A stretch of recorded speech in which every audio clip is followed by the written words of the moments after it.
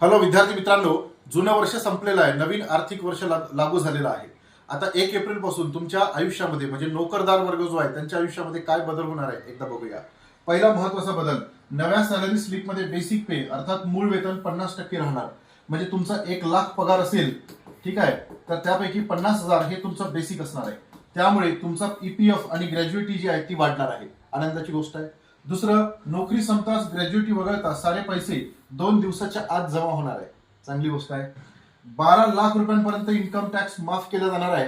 परंतु 12 लाखाच्या वर जर इन्कम असेल, 12,10,000 असेल तर मात्र तुम्हाला जास्त टॅक्स भरावा लागणार आहे. कर्मचाऱ्यांना महिन्याला 25,000 रुपये किंवा भत्त्याच्या 70% टीए देता येणार आहे. सध्या 10,000 किंवा 70% टीए मिळणार होता. ठीक आहे. पुढे नोकरदारासाठी आता फॉर्म नंबर 16 च्या ऐवजी फॉर्म नंबर 131 असं नामकरण करण्यात आलेलं आहे. ठीक आहे.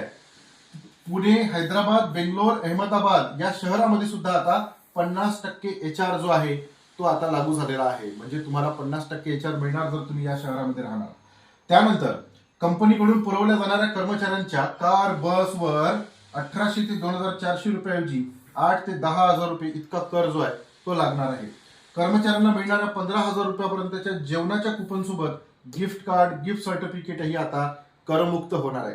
त्यानंतर इन्कम टॅक्स भरणाऱ्यांसाठी फॉर्म नंबर 16 आणि 16A ऐवजी 130 आणि 131 लागू होणार आहे. तर हे जे बदल आहे, जे नोकरी करत आहे भारत देशामध्ये, त्यांच्या आयुष्यामध्ये होणार आहे. हे बदल तुम्हाला कसे वाटले आणि कोणता बदल तुम्हाला जास्त आवडला आणि कोणता नाही आवडला, कमेंट बॉक्समध्ये नक्की सांगा.